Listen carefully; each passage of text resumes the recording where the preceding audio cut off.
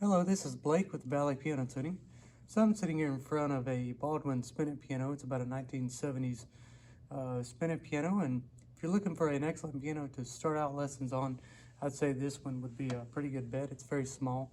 It doesn't take up a lot of space, and it also isn't going to be a piano that's going to break the bank. So let me just show you what it sounds like, and then I'll get into some of the things that was done to it.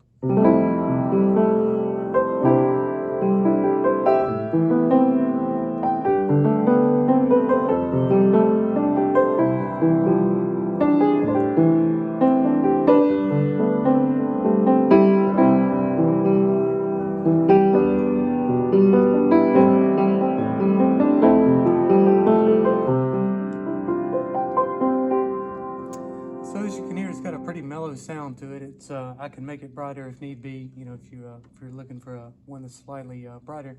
But yeah, as far as a good starter piano, this piano would be an excellent piano for that. It's in good shape. It hasn't had a lot of playtime on it.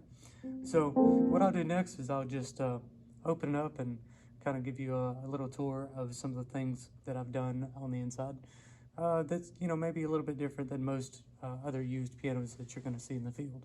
Alrighty, I'm back here, and as you can see, I've got the piano open, and just like to run over a few things that I always do to every piano that comes into the shop. That's a little bit different that you're going to see in most used pianos on the field. So the first thing that I'd like to take a look at here would be just the tuning pins, and all that's very clean. It's doesn't have a lot of rust or anything of that nature on them. That's a good sign. If you're looking at a used piano in the field, that's always a good thing to look for if it's nice and clean on the inside. Another thing that I always look at when it comes to pianos is the hammers. So a lot of times over the years, as the hammers strike the strings, what'll happen is you will get grooves in the ends of the hammers, and what that can do a lot of times is that will cause the sound to be very bright and very harsh, and they can be reshaped. That's usually not an issue. But this particular piano has had very little playtime over its lifetime. And so, as you can tell, the hammers actually get closer to that. Hopefully you can see that there. The ends of them are very clean. I don't think they've ever been reshaped either. So that's a good sign. This piano has had very, very little playtime on it through the years. So that's a good sign for its longevity. And another thing that I always do is we do always do a deep cleaning. What I do is I remove all the keys and things like that, and you can't really see into there now because everything's together. But I remove all the keys and clean out any dirt and dust and debris that accumulate in that area. And I also make some other adjustments here.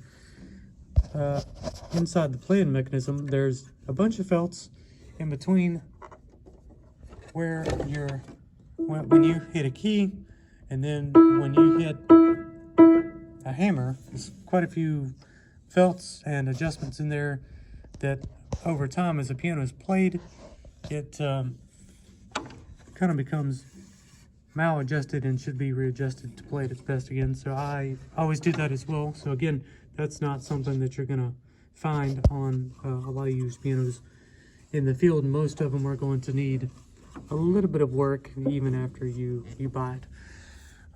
Another thing that you always want to check when you look at a piano is the bridge area. And the bridge area is, hopefully you can see that there's a strip of wood. Get in a little closer on that. There's a strip of wood that goes across the bass strings here, and over time, if it's cracked, that's going to need to be repaired as well. And on some pianos, it's difficult to repair some of them if they're extremely old and have cracks. But this bridge is in very good condition. There's no cracks or anything of that nature, and also there's no soundboard cracks. Now, this right here in the back of the piano is your soundboard. Contrary to popular belief. A lot of people think that this metal piece is the soundboard, and that's not the soundboard. But the soundboard is in the back of the piano, and you can't see it because you have that big metal plate going all the way across. But the soundboard goes all the way across the back of the piano. It's just a big wooden piece.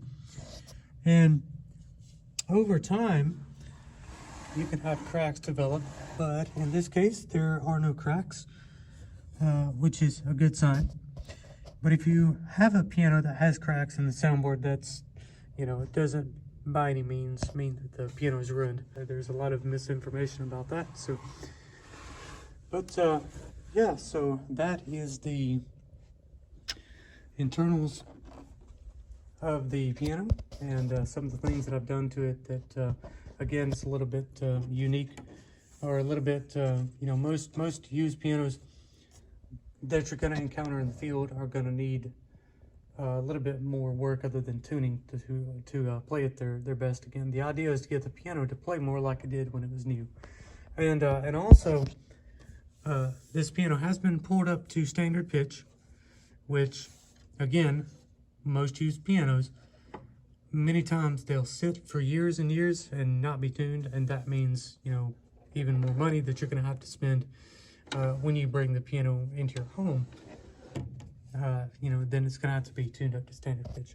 So anyway, if you have any questions about the piano, feel free to give me a call or contact me through the website at valleytuning.com.